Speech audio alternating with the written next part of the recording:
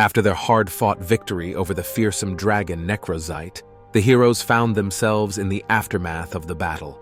As they caught their breath, a small figure emerged from beneath the bridge, none other than the ominous Fabler, now calling himself as Gazelfek. He explained he was sent by his master Colvin Granitebones, the shaman of a declining tribe of stone giants, descended from the tribe that had built Kongen-Thulnir. Gazelfek recounted his master's dire visions of Dragotha's return and Kyuss's impending world domination. He had been at the court of Mage Prince Lacaster to gather information and make contact with Lashona, the elusive spymaster. However, when the Dragonflight reports reached him, he received a sending from his master, moved to Kongen-Thulnir to warn King Achaime of the impending attack, only to arrive too late. Resolved to speak to King Achaime, our heroes took charge. Feanlun, in giant form, demanded entry at the gate, and after negotiations they were granted access. The giants had been holed up in the gatehouse since the dragon attack, but they warned of dragons attacking everything in sight. They had sent a few men to the king's palace but hadn't heard any return message yet. Moving with stealth through the ruined city, with Feanlun borrowing Stray Dog's ring of invisibility to stay hidden, they navigated amidst the buildings and giant chains that formed a web-like protection from aerial attacks. Yet Daermon was spotted by a blue dragon, narrowly escaping death from its lethal lightning breath. The palace, while heavily damaged, still stood defiantly against the cliff face. Inside, they encountered bugbear servants and various giants, eventually meeting Bag Heartgar, captain of the Rift. They learned that King Achaime was gravely ill, near death and unable to speak. The medicine required to cure him had not been delivered due to the attacks, and the giants were on edge due to a recent theft. The heroes convinced Captain Heartgar to allow them to see the ailing king, promising to attempt a cure. Aurora, under the watchful eyes of fire giant bodyguards, discovered the underlying cause of the king's illness: old age. She made him drink from the cup of Saint Nicodemus, and the king regained consciousness. However, the king appeared disoriented, easily distracted, and focused on amending past wrongs.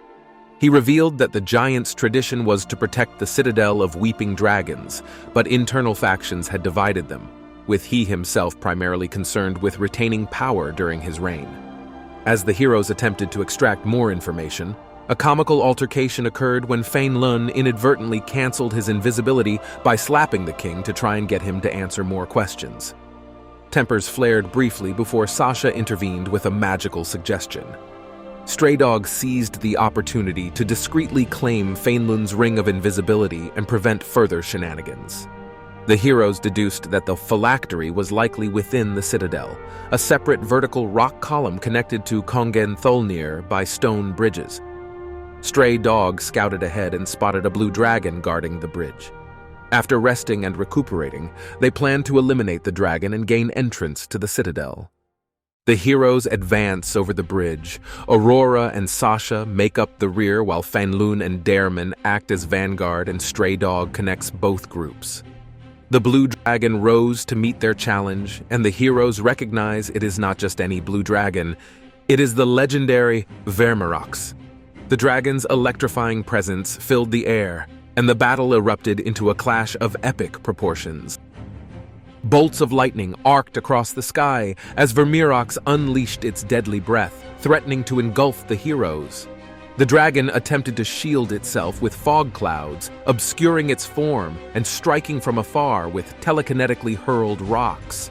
Aurora and Sasha, despite being wary of the dragon's wrath, moved closer to provide support to their beleaguered companions. However, this brought them within the dragon's range. Sasha was struck by the dragon's attack, losing concentration on her flying spell. With a sudden plummet, Daermon plunged hundreds of feet into the rocky waters below the bridge, striking the ground hard and stopped moving. As the battle raged on, the heroes pressed their assault with determination. Vermerox, now heavily injured, attempted to flee, but with a combined effort, they managed to bring the legendary blue dragon to its knees. The dragon's body lay defeated, a testament to the heroes' indomitable spirit and prowess. They quickly moved to rescue the fallen Daermon, collecting trophies from Vermirox as proof of their hard-fought victory. Among the spoils, they discovered a curious ring on one of the dragon's claws, a ring of telekinesis which Feanlun claimed as his own. As they approached the Citadel of Weeping Dragons, its grandeur was evident. The entrance gate was a masterpiece of sculpture, featuring stone dragons that seemed almost lifelike. Tears flowed from the dragon mouths, cascading down in harmonious waterfalls, creating a serene atmosphere. The towering central tower, with its arrow slits and defensive design, conveyed a clear message of preparedness against dragon attacks. The absence of battlements indicated protection against attacks from above. The citadel's back was securely anchored to a rock pillar, providing additional protection. Knocking at the doors, they were eventually led inside by Fire Giant, introducing himself as Bram Cleftshank. He was an imposing figure, exuding an aura of fiery power that seems almost tangible. His presence carried the weight of countless battles and victories on his battle-scarred form.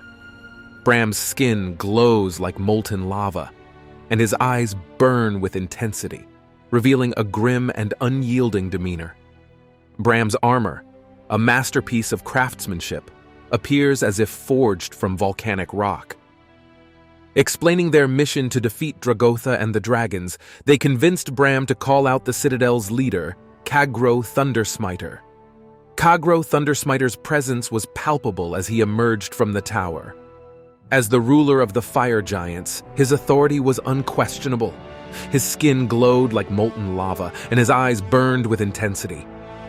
In their conversation with Kagro, they discovered the giants' deep commitment to their tradition of guarding the citadel and the vault.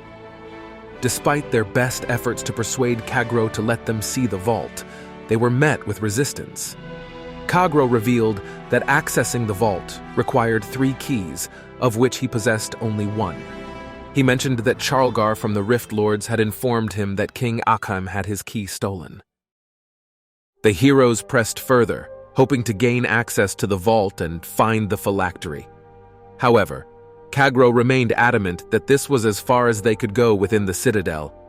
They were escorted out, crossing the bridge to the main section of Kongen-Thulnir, where they spotted dragons approaching. Still spent from battle against Vermirox, they sought refuge in a large, squat building, its stairs stained and a peculiar smell hanging in the air.